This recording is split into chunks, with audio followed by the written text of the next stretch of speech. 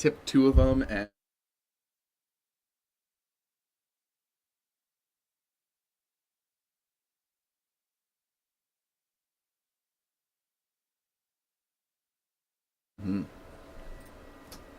Hey everybody, welcome to WCAX. Calvin Cutler actually joins us in-house today.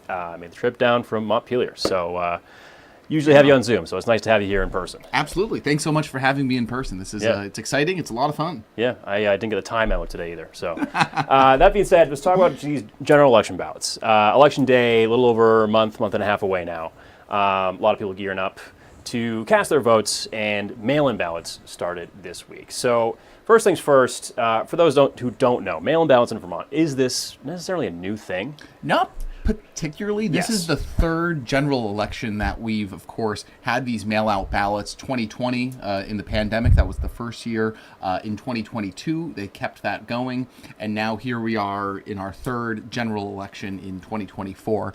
So it's not particularly new, but there are still some town clerks that I've been speaking with that they've been taking calls from people, from constituents requesting early and or absentee ballots. Yeah. And that's when the town clerks and city clerks have been saying, actually, the state of Vermont, the Secretary of State's office, is sending all registered voters a ballot, regardless of whether you request one or not.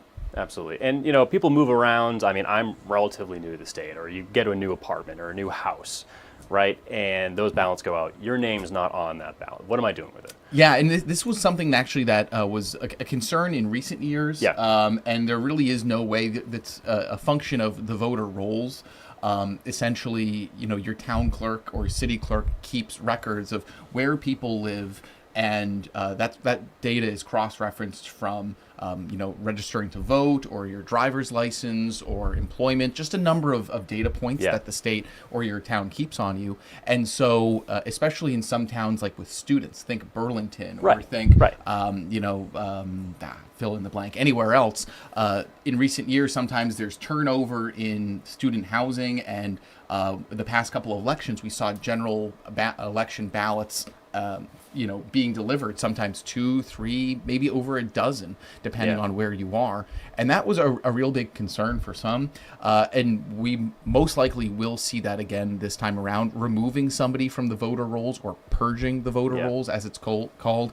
There's really strict state and federal rules around that, because you don't want to accidentally remove somebody and remove their ability to vote. So, the Secretary of State is just saying, if you do receive a ballot that is not yours, don't open it, return it to your local town or city clerk, and they'll update that data. But certainly, though, they are saying expect to see extra ballots. Yeah, and especially today's day and age, as far as maybe not heading out to the polls, you get this in the mail.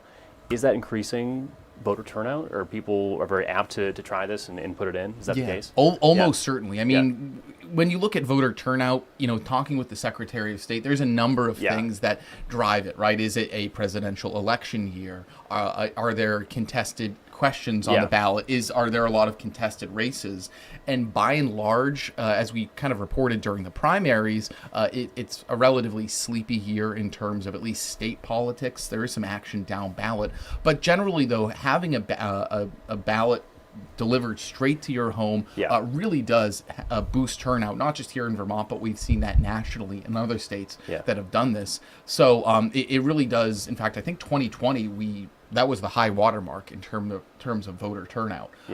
But these are general elections. Once you start getting to town meeting day or to the general or the primary elections, ones that we don't send out mail-out ballots, turnout then really can decrease. So, and that kind of leads into my next point as well. It's kind of a hot button issue, especially in terms, for the governor. He had a little bit to say about that, as far as if we're doing it for the general election, we should do it for the rest, correct? Yeah, and actually this is another thing that I've heard from town clerks and city clerks too, is the voter confusion question or consistency of, why do they send out ballots for general elections but not for this race or that race, et cetera? And that's something that the governor says, if we are trying to increase voter turnout, why not do that for all elections?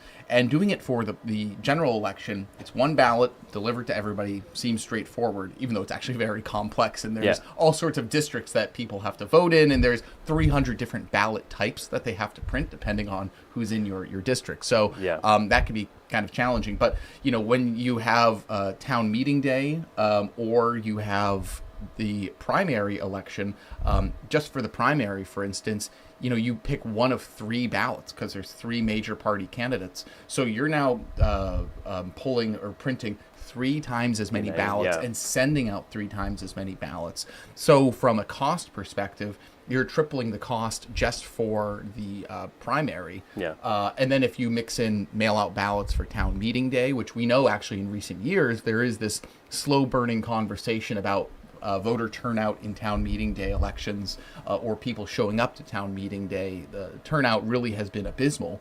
And, should they be having it during the day, having it at night, doing Australian ballot? So those are all really big questions. Australian ballot? Australian ballots. It's another word for like a secret ballot, right? So if you just show up and fill in the bubbles, that's a Australian ballot, they call it. But of course, each town would have its own its own ballot potentially too. And so are we going to be printing 252, I guess it is now, individual ballots? So, I mean, it really, the question, once you start, asking what is the goal of mail-in voting, is it to increase turnout? Was it to keep ease of access? Access? Or was it to keep people safe from COVID at the polls, like originally intended?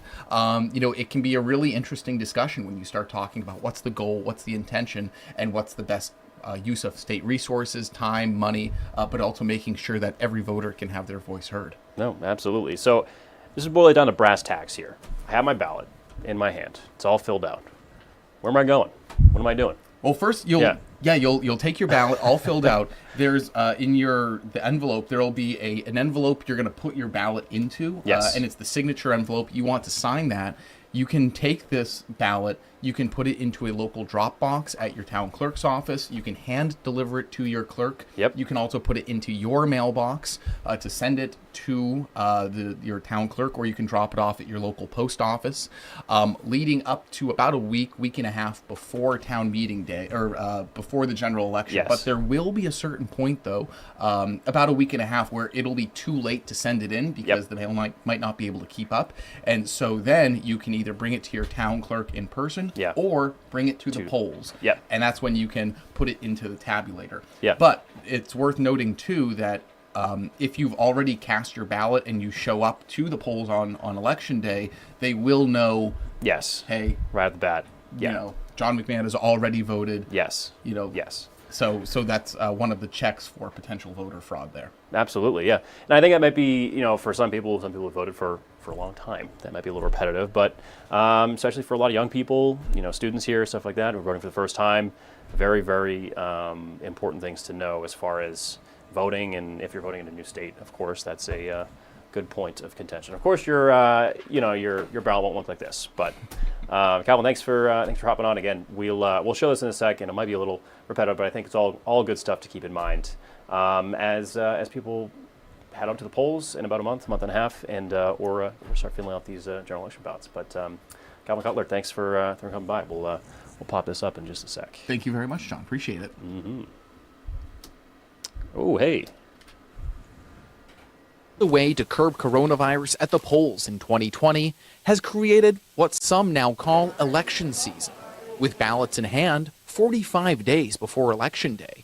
It's things I need to enter into the voting systems, whether it's absentee ballot requests. Fresh off of last week's successful fourth school budget vote in Barrie, City Clerk Cheryl Mativier has been fielding calls from voters requesting absentee ballots. And she tells them the state is sending them one regardless. Not a lot of people are aware that the state of Vermont did it last year or are doing it again this year. Monday marks the first day the Secretary of State's office sends out ballots to all registered voters. With 300 different ballot types across the state, it is quite a bit of a challenge. The team has been doing a lot of proofing.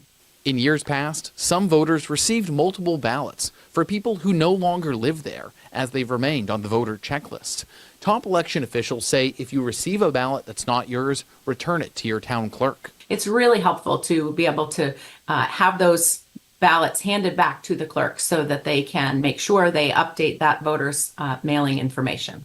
Mail-out ballots, in part, have boosted voter turnout. This has some, including Governor Phil Scott, calling for consistency.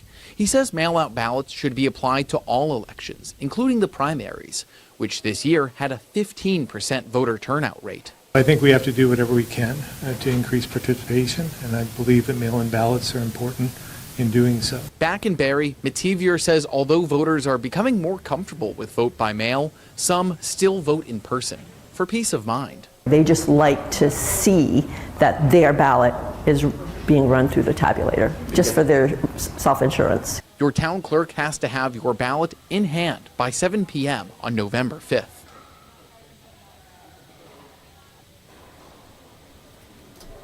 Again, all great tips there as far as making your voice heard this come this election season. Of course, you can see Calvin's story again at WCAX.com.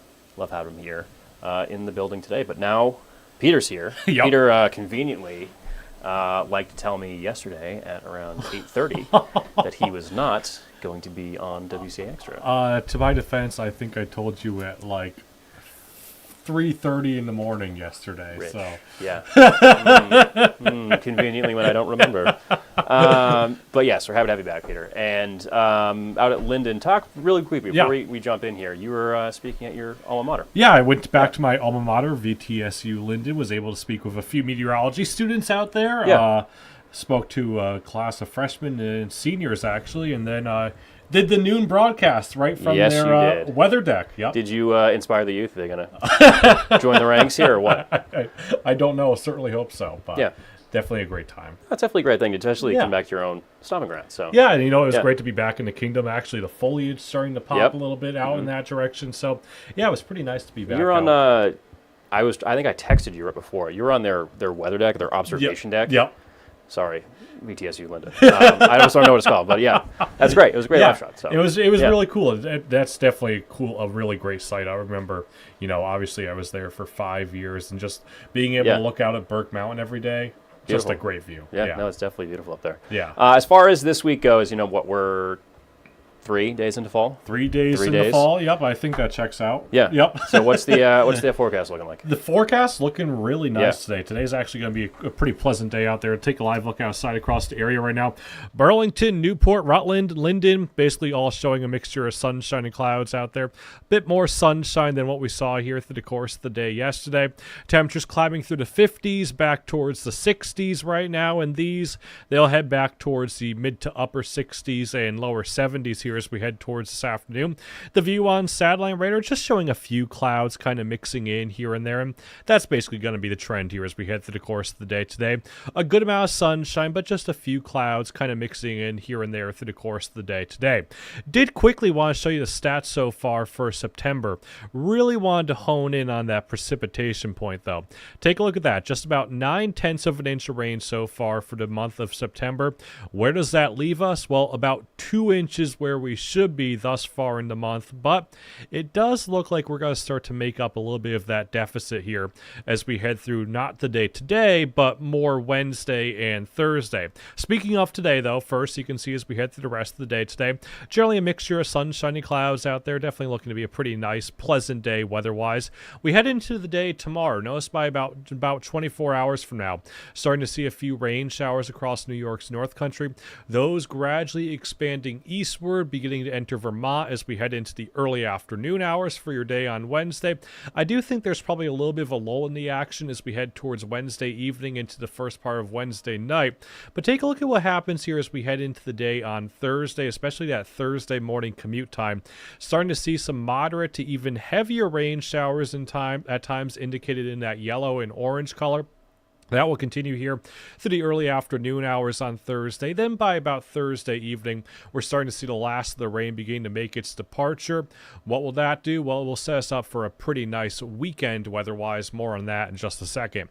So in terms of rain totals here for the day Wednesday, really not looking to be all that much rain. You can see basically 1/2 of an inch of light scattered rain showers here through Wednesday. But take a look at what happens once we total up Thursday's additional rain totals. By the time we're all said and done, some places could be talking about exceeding 1 inch of new rain, so that will kind of help circum that deficit that we've been talking about kind of building here for the past 2 to 2.5 weeks. Temperature-wise, though, through the rest of the day today, looking to be a pretty nice day out there.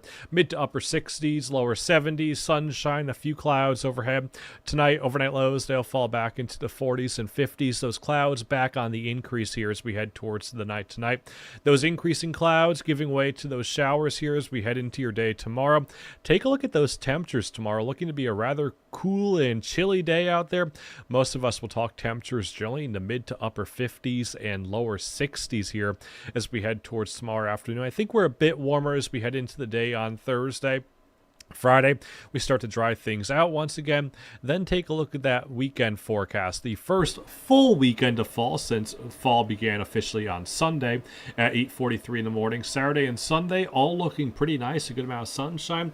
Temperatures in the upper 60s and lower 70s. I think we keep that going into the start of next week as well. Yeah, Peter, definitely going right into it at this point. So it's definitely a good time being Vermont. Seems funny because, we officially changed the calendar to fall Sunday, and then Mother Nature basically followed suit immediately. Yeah. And also, we just changed the background. I didn't notice that until today. The big graphic in background the studio, is now the fall one. So, yeah, we're going in stride here. We're going in there. We're going there. Yep. Anyway, thank you, Peter. Thank you guys for watching WCA Extra. Of course, you can see Peter and I again at Channel 3 News at noon. All of our stories on WCAX.com and all of our evening shows later on throughout the day. But I think that in mind, get outside, enjoy the day, or be at work. And we'll see you in a couple hours. So take care.